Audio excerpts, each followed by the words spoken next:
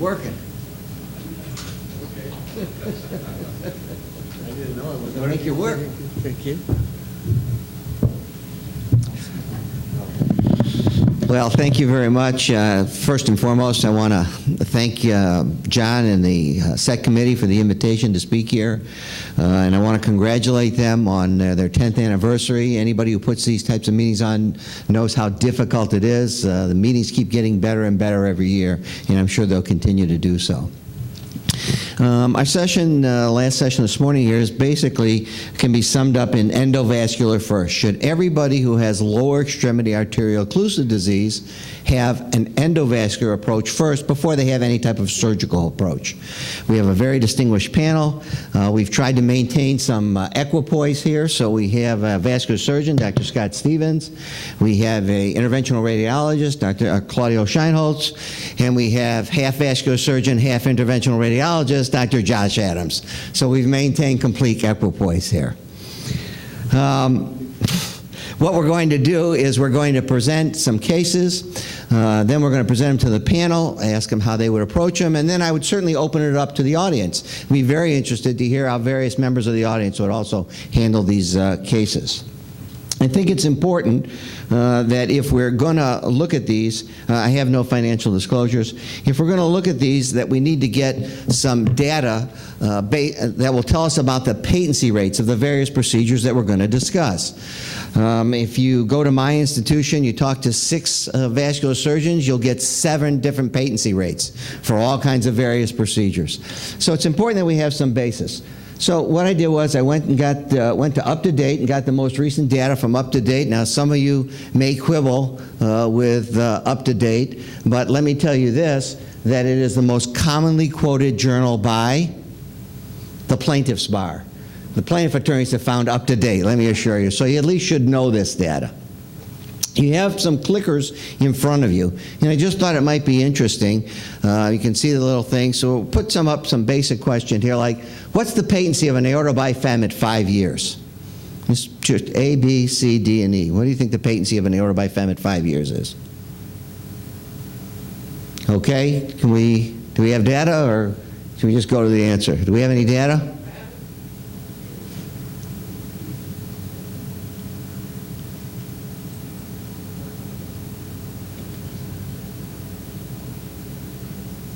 We have some late voters here.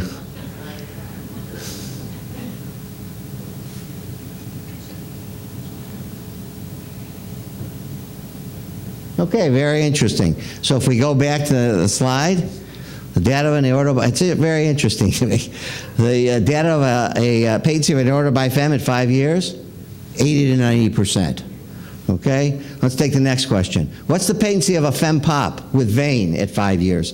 Above the knee and below the knee is a little bit different, but if you look at the data, basically, what would you say it is? 5 years.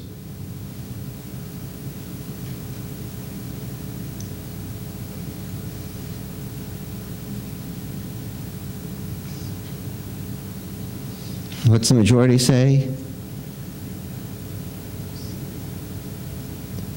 C. Okay, interestingly enough. D, 60 to 70% in 5 years. Let's go to synthetic. What's the patency of a fem-pop above the knee synthetic at 5 years?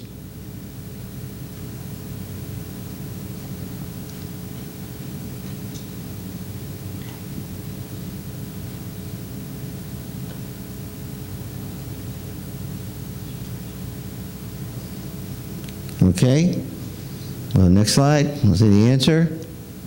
C is the most popular choice. B, okay.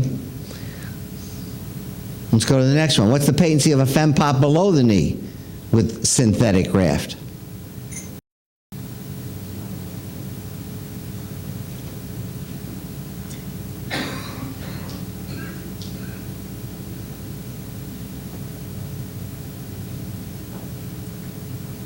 Okay, A. In fact, A is correct.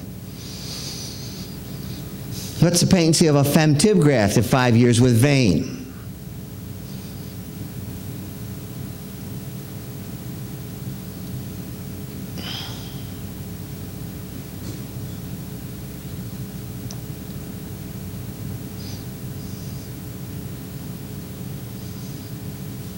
Obviously, this one surprised you. It did surprise me a little bit too, in looking at this data. If you look at the up-to-date data, 70 to 80%, which was very surprising to me. What's the patency of a fem-tib at 3 years, synthetic?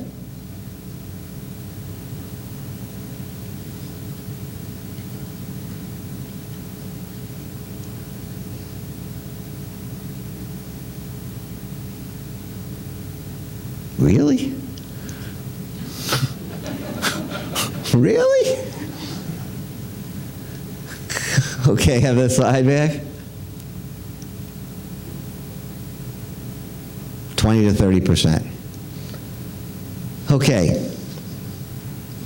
Let's just do real quickly the stents. If you do a stent, PTA, stent the aorta and bifurcation at 5 years.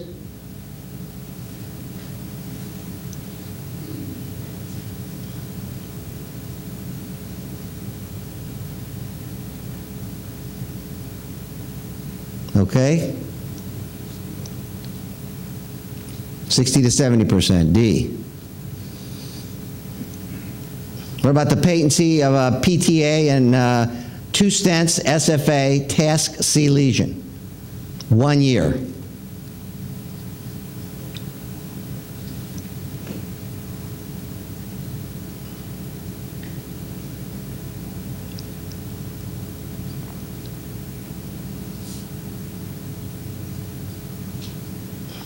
C is the most common lesion. That's the most common answer. And the answer is actually E. Has very good patency at a year. And I think this is the last one here. 2 stents, task D. 1 year.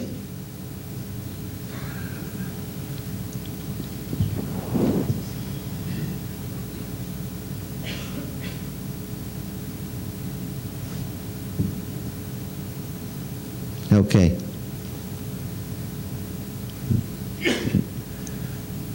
D is the most common. Actually, it's only 40 to 50%. So I think it's very important that we know what the results of the procedures that we're talking about using when we decide whether we're going to do endovascular or an open procedure. Again, the BASIL study, basically 20% immediate failure. Amputation rates, no difference between surgery and angioplasty, no difference in survival at 30 days, and they were similar at 3.7 years. Again, as foundation, American College of Cardiology, American Heart Association, their recommendations, less than 2 years expectancy, no vein, PTA and stent. Greater than 2 years expectancy, positive vein, surgery. Okay, let's go to the first case here. We have a 70-year-old female. She's got no contraindications to open therapy. She's got dry gangrene of her left third toe. Again, I don't know how well this projects. I apologize, but basically what she's got is she's got a left iliac lesion. There should be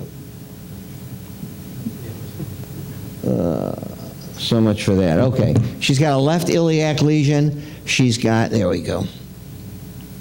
Let's see if that works. Yeah, she's got this, yeah, that's better. So she's got this left common iliac lesion. She's got a bifurcation lesion. She's got a lesion down here in the distal common iliac.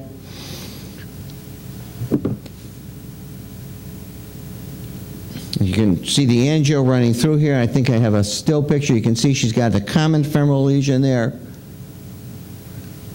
You can see the common femoral lesion that she's got right up here. And again, you get a better picture of it there. You can look at it here. And then distally, she basically has a pretty good runoff into the foot. She does have some distal tibial lesions down into the foot area. What are her pulses? She has no pulses. So, let's see here.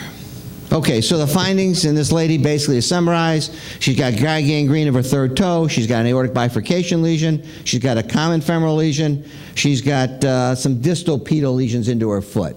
And the question is, should this lady have an endovascular approach, an open approach, combination? Should she have an endovascular approach, Dr. Schonholz?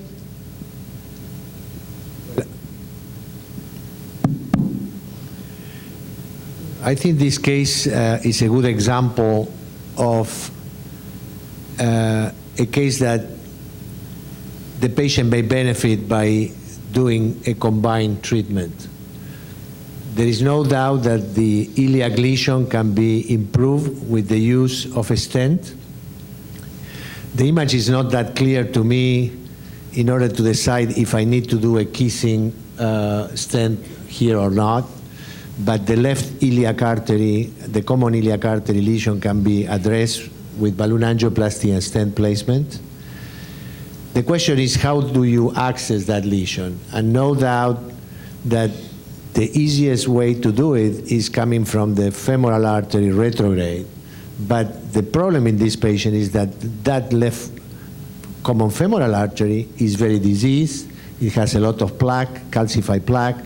So I think ideally for this patient, I would bring this patient to the OR, do a cut down, femoral endarterectomy, put a sheath, retrograde, put a stent, and of course do a plasty of that common femoral artery. I'm a radiologist, I don't do it. That's why I usually work in collaboration with our surgeons, and either we do it together or I just refer these patients to them, and that's the way I will address that.